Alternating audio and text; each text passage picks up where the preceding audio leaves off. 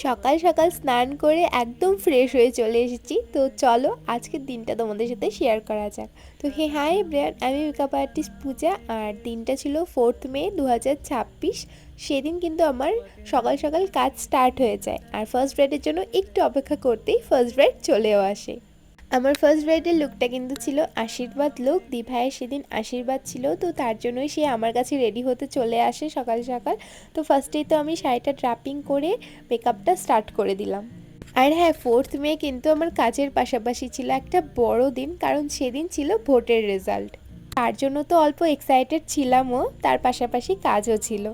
আচ্ছা, কাজটা স্টার্ট করে দিলাম, মানে মেকআপটা স্টার্ট করে দিয়ে, আর বেস মেকআপ অলমোস্ট কমপ্লিট। একদম সফট সিম্পলের মধ্যে চেয়েছিল লুকটা, আমি সেরকমই করার চেষ্টা করেছিলাম। তো দিভাই ফার্স্টে বলেছিল চুলটা বান করবে। তো আমি বললাম যে তোমার যেহেতু লুকটাও একদম সিম্পল, তো চুলটা বান করলে আমার মনে হয় বানের থেকে খোলা রাখলে বেশি ভালো লাগবে। তারপর দিভাই বলল ঠিক আছে, তোমার মতন করে তুমি করে দাও। কিন্তু দিভাইয়ের টানা আনেনি, কানেরটা ছোট ছিল। তাও আমি বললাম একটা টানার ব্যবস্থা করো, তাহলে আরও বেশি ভালো লাগবে লুকটা। তো ফার্স্টে তো দিভাইয়ের টানাও আনেনি, টিকলিটাও আনেনি। তো তারপর তো দিভাই টানাটা আর টিকলিটা আনানোর ব্যবস্থা করলো। আর তোমরাই দেখে বলো, টানাটা আর টিকলিটা পরার পর কিন্তু লুকটা আরও বেশি ভালো লাগছে, তাই না? আর দিভাই কিন্তু একদমই সিম্পল একটা মেকআপ চেয়েছিল, আমি সেই মতন করেই করার চেষ্টা করেছি। আর লুকটা তোমাদের কেমন লাগলো অবশ্যই কিন্তু জানিও। ফার্স্ট ব্রাইডকে কমপ্লিট করে কিন্তু আমরা সেকেন্ড ব্রাইডের জন্য রেডি হয়ে নিচ্ছিলাম। আর সেকেন্ড ব্রাইড ছিল লোকেশনে গিয়ে। আমি দিভাইকে বলে দিয়েছিলাম যে তুমি যখন স্নানে যাবে, মানে সেদিন দিভাই ছিল বাসি বিয়ে, তো তোমাকে যখন স্নানে নিয়ে যাওয়া হবে তখন আমাকে একটা কল করে দিও, তখন আমি বেরিয়ে যাব। আর যথারীতি দিভাই আমাকে কল করে দেয়, আর আমরাও বেরিয়ে পড়ি।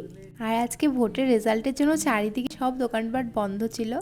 আর এই তো চলেও আসি পার্শ্বনাথ ভবনে, যেখানে আমাদের আগের দিনই দিভাইয়ের ব্রাইডাল লুক হয়েছিল, আর এখানেই আজকে তার বাসি বিয়ের লুক হবে। আর গিয়ে তো সমস্ত কিছু রেডি করছিল বানি, আর আমি একটু বসেছিলাম। দিভাই স্নানে ঢুকেছিল, আর স্নান করে চলে আসলো। আর আমি ফার্স্টেই শাড়িটা ড্র্যাপিং করে একদম বসিয়ে দিলাম মেকআপের জন্য। আর তোমরা যারা মেকআপ আর্টিস্ট আছো আমার মতন, তারা তো জানবে বাসি বিয়েতে একদমই সময় পাওয়া যায় না আমাদের, যে আমরা একটু সুন্দর করে লুকটাকে করব। তো তার জন্য পুরো তাড়াহুড়ো করে কাজ করতে হয়।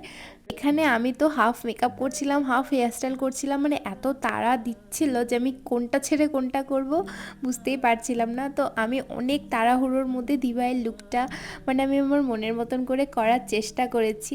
আর দিভাই তো আগের দিনের মতনই পুরোটা আমার কাছেই ছেড়ে দিয়েছিল যে তোর মতন করে তুই কর।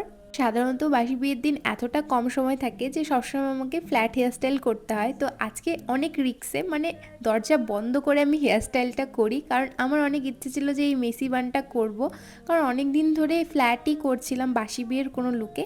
তো আজকে ভাবলাম এই হেয়ারস্টাইলটা ট্রাই করি। তো অনেক তাড়াহুড়োর মধ্যে করেছি, কেমন লাগলো অবশ্যই কিন্তু জানিও। সময় থাকলে হয়তো আরও বেটার হতো। আর লাস্টে তো ফটো ভিডিও করার একদমই সময় ছিল না।